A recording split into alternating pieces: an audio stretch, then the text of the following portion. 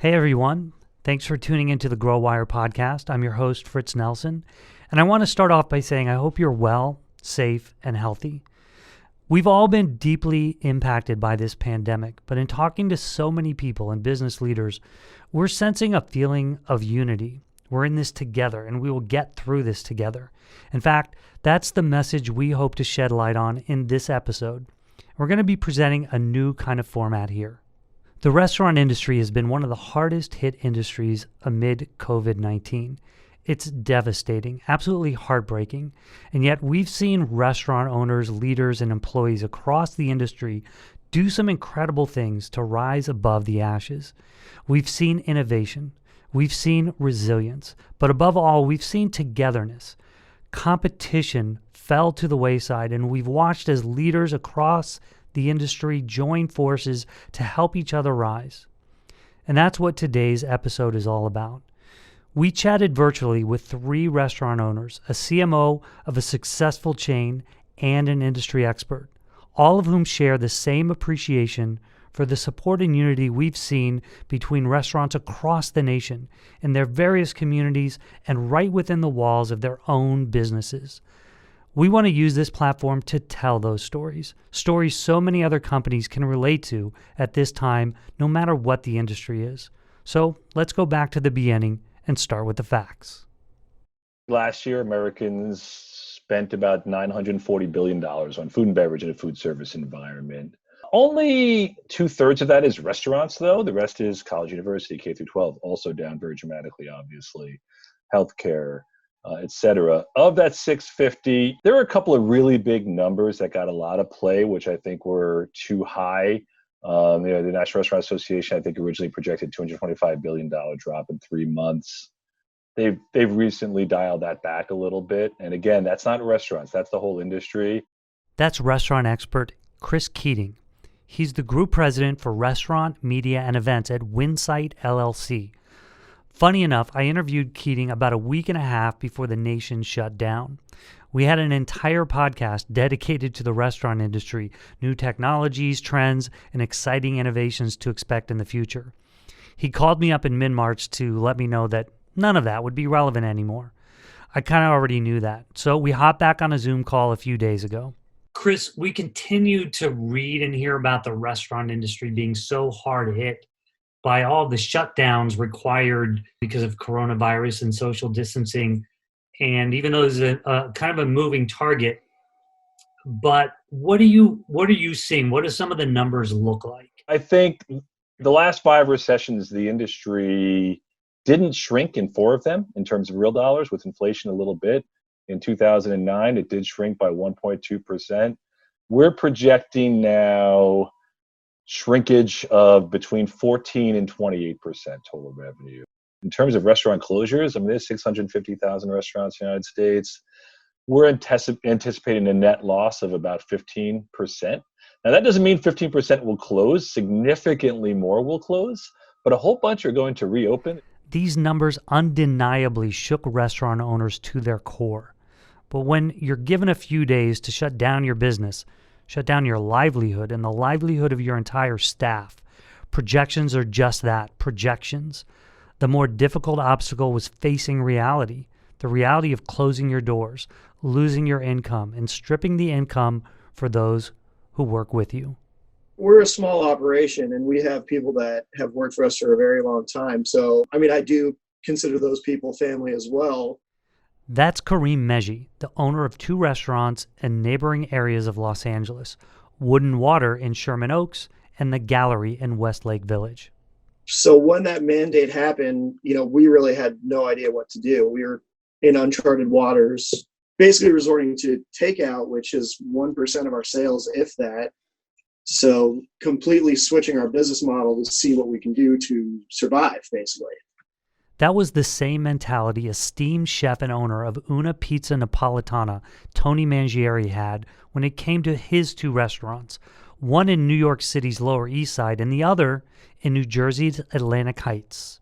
I think many of us are scrambling to find some kind of way to get through this. You're talking about, for myself, many of these other independent guys, there's no salary then, there's no income. It's that simple. Tony debated whether to shut both restaurants down entirely. For us, we definitely are a sit-down restaurant. The one on the Lower East Side, especially just the way it's built, the way it's set up. Even when we're open, running normal business, we just don't have a to-go business. We never have. I don't think people even associate that location with to-go. He ultimately decided to close the shop on the Lower East Side, which, to put in perspective, the New York Times recently dubbed one of the best sit-down pizzerias in all 5 boroughs. A big move for such a successful pizza joint. But Tony had a plan for the Atlantic Heights location. I was trying to figure out what to do with both locations, and the New Jersey location, it's in a small town. It's got like kind of a captive audience, and coincidentally, it has, and I didn't put these in, but it has these 2 enormous windows on either side of the entrance that open all the way up and create like basically this counter. And it looks like we made it for this thing. And I was like, oh my gosh, this is perfect. Like these windows are like on a hydraulic, and I can just like open one up. It's totally safe. No one can come into the restaurant. Everyone can keep their distance. So Tony packed up and headed to Atlantic Heights to man the shop with a friend, leaving his family in New York City. I'm making all the pizzas and all the dough myself, and like I said, sleeping on my friend's floor a couple nights a week so I can do it. My family's up in the city without me, and I'm doing what I got to do to survive this. And yet, Tony's biggest concern is quality. Another obstacle for many restaurant owners who are trying to-go options for the first time in order to survive. And for Tony especially, he only opened the Atlantic Heights location in February, so many customers are tasting the pizza for the first time outside of the restaurant's doors. I've been kind of stressing just on my own little tiny bubble of a world that I live in, that like a lot of these people are getting the pizza for their first time ever to go. And we're busy and the pizzas are sitting before they pick them up or whatever, they're driving with them. And I'm like, God, man, I hope this doesn't become people's interpretation of the pizza for their first time ever to eat it like this, and they don't know really where it can go. And I'm thinking bigger picture of like, I don't want to ruin, what our quality is just to get through this little moment in history. So that being said, I'm even monitoring like how far we can go with the New Jersey spot, because I just want to maintain our standard even in this moment, even if that sounds silly. It's not silly. It's a concern several restaurant owners conveyed in our conversations with them. Going back to Karim from Los Angeles, for example, he had to rethink his menu to cater it more towards takeout. Dumbing down the menu a little bit, which is tough for us because a lot of the thing that makes us attractive is getting food here that you can't get otherwhere, different flavor combinations, things like that. But, a fried squash blossom stuffed with cheese is not going to travel that well once you pick it up and take it home.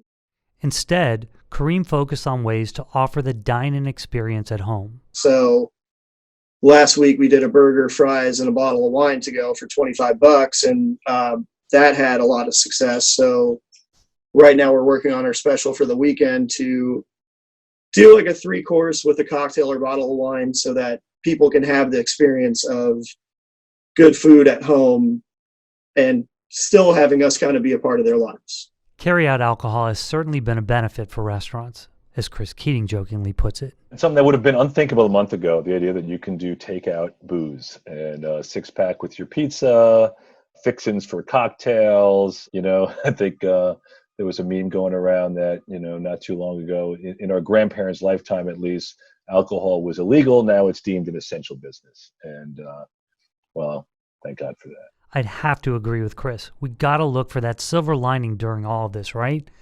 And there are silver linings.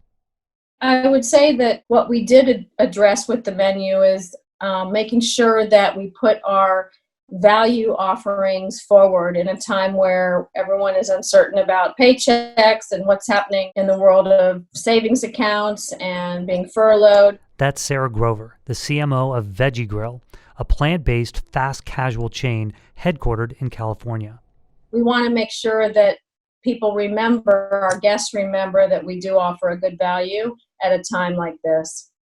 Focusing on the customer is a common priority for both big chains and small family-owned restaurants alike. It's that community that remains consistent, even during uncertain times. We just didn't know. So what we did was we just said, you know what, let's trust the system and, and listen to our customers. And we went for it, and luckily we were prepared. Brian Schofield is the founder of the beloved family-owned pizza joint Wicked Cheesy in Tewksbury, Massachusetts. The pizzeria actually saw a spike amid COVID-19 closures. Brian believes this is due to the fact that Wicked Cheesy has been deeply ingrained in the Tewksbury community for 15 years, throwing pizza parties for birthdays, sports teams, and after-dance recitals. It's a family restaurant built by a local family. We've always been there for them. We've always been there when they want to do an event. And, now what you're seeing everything come back twofold. You're seeing people come and supporting us now because of all the times that we've been there for them.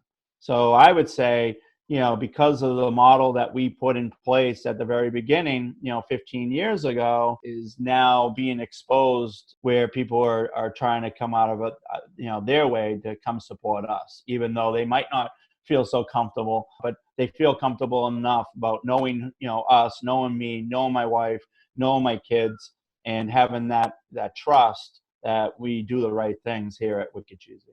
Still, to retain that support, Brian knew Wicked Cheesy had to do something to set itself apart, and so he decided to offer at-home pizza-making kits for families, a win-win for the business and the community. Anybody can go and buy a couple pizzas and have it delivered, but the art of cooking with your family and seeing those creations and having that creativity of what you want to do and the kids want to do, the response has been unbelievable. We love seeing all the kids making their own pizzas, and it's really been a big hit for us and them. This focus on giving back to the community is a common denominator among many of the restaurants and restaurant owners we talk to, despite the incredible hardships they faced. We're at probably a 90% reduction in sales, which is a struggle. I mean, it's a big struggle to cover the payroll, keep everyone employed, keep spirits up. It's hard, but it's one of those situations that it's not just us. Everyone's kind of in this together. This sense of unity sparked Karim's decision to give back to medical professionals on the front lines almost immediately. We started a GoFundMe page to kind of bring meals directly to hospital workers. And that kind of had a lot more support than I expected. So right now our page is at like $11,000 funded. The page is just under $15,000 now. Where we estimated that a meal would cost $25. So in the next 2-3 weeks scheduled out, we're basically dropping off 400 meals to different hospitals around LA. So that's kind of been something that's been a little outside the box. A heartwarming gesture that Karim only continued to build off of. What we're kind of tinkering with right now is through our own personal network. We have a lot of friends and family that have older parents and grandparents, and getting meals to them under a similar platform might be something that we experiment with. And that would just be something where I am physically driving from place to place, dropping off food for grandma and grandpa, We read about things like this across the country. It wasn't just the little guys. Here's Sarah. We are very involved in each of the communities where we have a restaurant, and immediately our managers and regional directors wanted to reinforce that community participation. And so they have been engaging with the local hospitals nearby. I know in Santa Monica in particular, St. John's, we've been delivering on a regular basis to the ER. And I know many brands are doing that, which is fabulous. And many people are looking for ways to support these local restaurants while also supporting medical professionals, as Chris Keating couldn't help but get a bit emotional while explaining. I think one of my favorites was, and I think I first saw it in New Jersey, and then it extended some other places, then it got stopped in some places, is people calling their local restaurants and placing orders to deliver to healthcare workers. I am going to get a little choked up. All right, we'll edit that, right? Anyway, and It's like everyone wins, right? The restaurant gets a little bit of much needed revenue. The healthcare workers get their meals paid for and delivered. And those of us who feel useless feel like we can do something anyway. And that was probably my favorite one that touched me quite a bit. We're also seeing restaurants band together to help one another. Sarah from Veggie Grill was the catalyst for the nationwide campaign, the Great American Takeout, which, if you haven't heard of it, encourages people to dine out on Tuesdays while also giving back to families of restaurant employees who have lost their jobs. Initially, I was noticing that there were a lot of letters from CEOs. That was the first iteration of marketing efforts, just reinforcing quality standards. And then it sort of became noise because every company in America was sending out a letter from their CEO. So I was thinking about this clearly an unprecedented situation that we're in. And I wrote up a concept basically that said, if we as an industry are going to be here tomorrow, we need to band together and market ourselves as an industry as one. Really think about how we could do this in an unprecedented way. How great would it be if Veggie Grill is supporting Blaze Pizza and Blaze Pizza is shouting out to Lazy Dog, and it becomes this infectious community that rises together.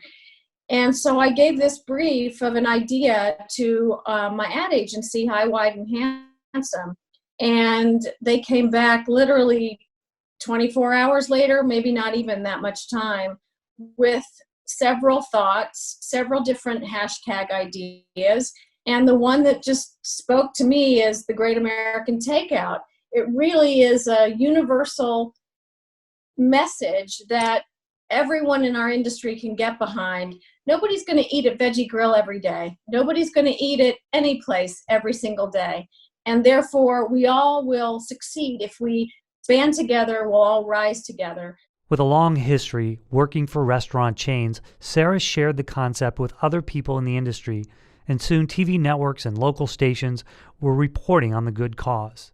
It was really beyond our wildest imagination, and there were then restaurant companies contacting me to say, are we doing this again? Are we doing it again? So we thought about it, and sales were much higher the day after we did this. And I heard that from many, many companies. And I was thinking we needed to do something a little different the second week to keep the interest. And if we were going to say we're all in this together, it occurred to me, well, what about Coke and Pepsi? They are arch rivals, but again, they're in this together with us as an industry. So I contacted both companies, and without a hesitation, they both said, we're in. You can include us. We want to support this initiative.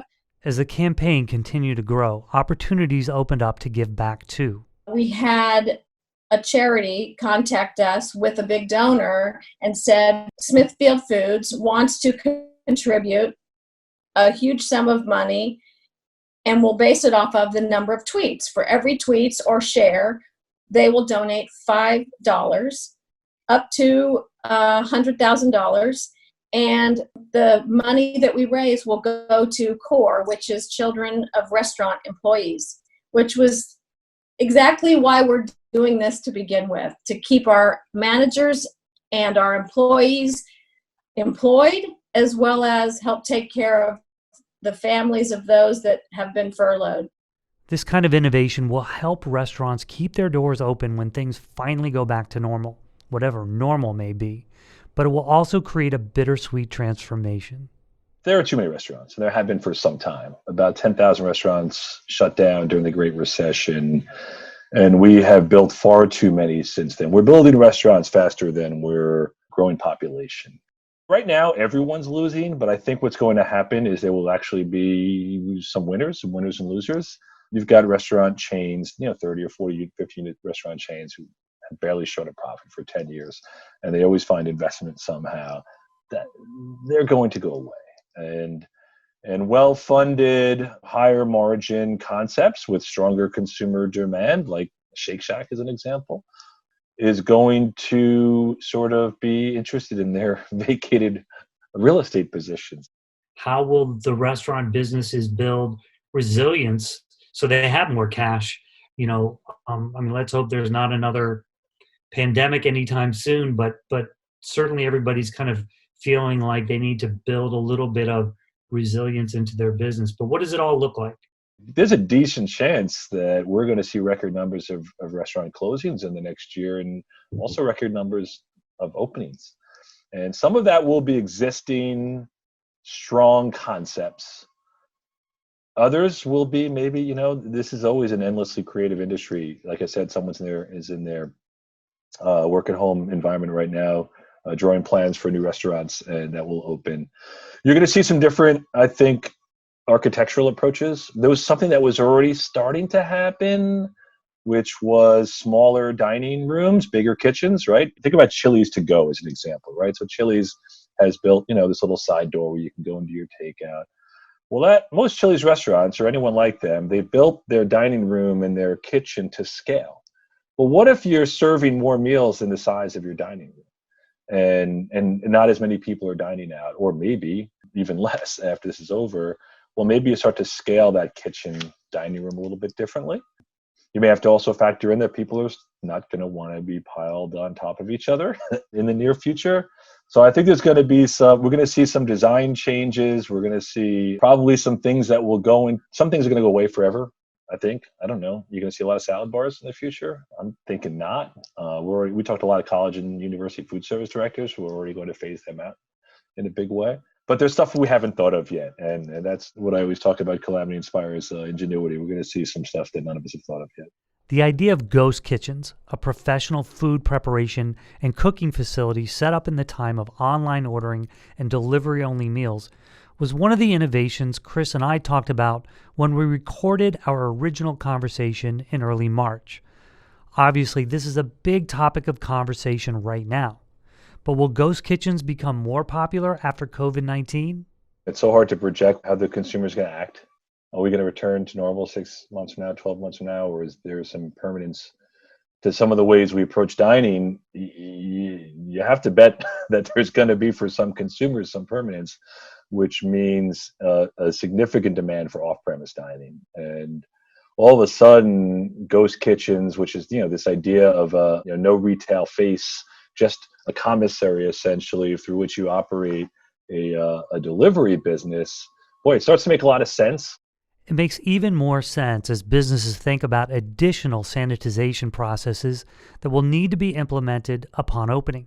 So Technomic, again, our research arm, has actually been surveying restaurants and consumers repeatedly throughout this. And right now, they're saying about roughly half of the operators they're talking to have upped all parts of their game, retraining their employees, greater sanitization of everything within the restaurant, et cetera. Think about how hard that is, though. They're doing it while their business is falling apart, right? Everyone's at health risk.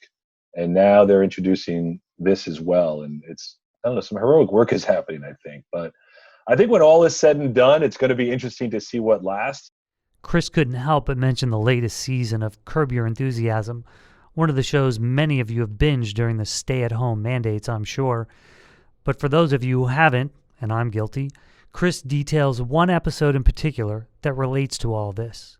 Larry David opens a restaurant called Larry's Lattes. It's a spite store. He's opening it just purely because he's mad at the guy who owns a coffee store next door.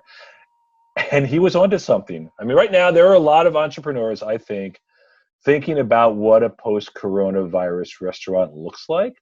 And Larry David hit on it last year. I mean, it's essentially a restaurant designed by a germaphobe, for germaphobes, with antibacterial, on every table. That's going to be on the table now, perhaps next to your ketchup and mustard. But Larry was there first. A helping of laughter is needed during all of this, right? But on a serious note, and going back to Chris's earlier remark, nothing is predictable right now. But we can take some interesting guesses.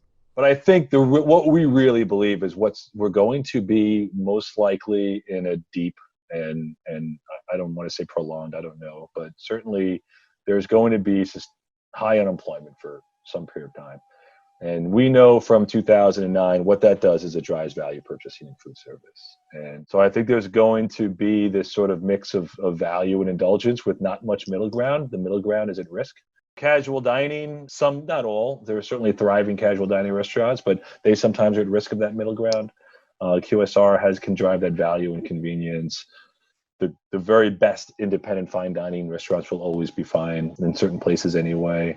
But there's going to be a little bit of that sort of low end and high end might do a little bit better in the middle, I think. As far as labor goes, boy, this is a really interesting one because we just went from historically low unemployment to historically high unemployment, like that, right? I mean, just overnight. And so if you asked any restaurant operator pre-corona what was their biggest problem, it was finding, training, and keeping good people.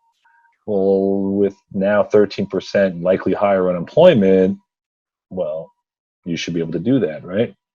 Except that at least in the short term, the unemployment benefits are very generous. They actually project to about a $50,000 a year salary, which is very hard for restaurants, especially in certain parts of the country, to compete with. So it might make more financial sense for some people to stay home and collect unemployment until it runs out than to go back to work and take a pay cut. So now think about that confused and strange and unprecedented labor situation while you're trying to reopen a restaurant, which is something also you've never done before. So as someone said recently, we've been using the word unprecedented an unprecedented amount of times lately, and this is all new ground for people. We're all in this unprecedented time together. And Sarah believes the innovation we've seen during such a time, combined with the collaboration and support we've also witnessed, will pave the way for the future. When people are passionate about what they do or the brands they're connected with, they'll rise to any occasion put in front of them. And that's been the biggest, really important learning out of all of this, to see that people want to make a difference. And when you're in a situation like we are in as a world right now and here in the United States, I think we're expected to think differently. And I imagine this will extend long after we're able to get back to our somewhat normal lives, however long that may be. That'd be nice, wouldn't it? I hope everyone at least supports their favorite local restaurant. So when this is all over, they still have their favorite local restaurant. Thank you for tuning in.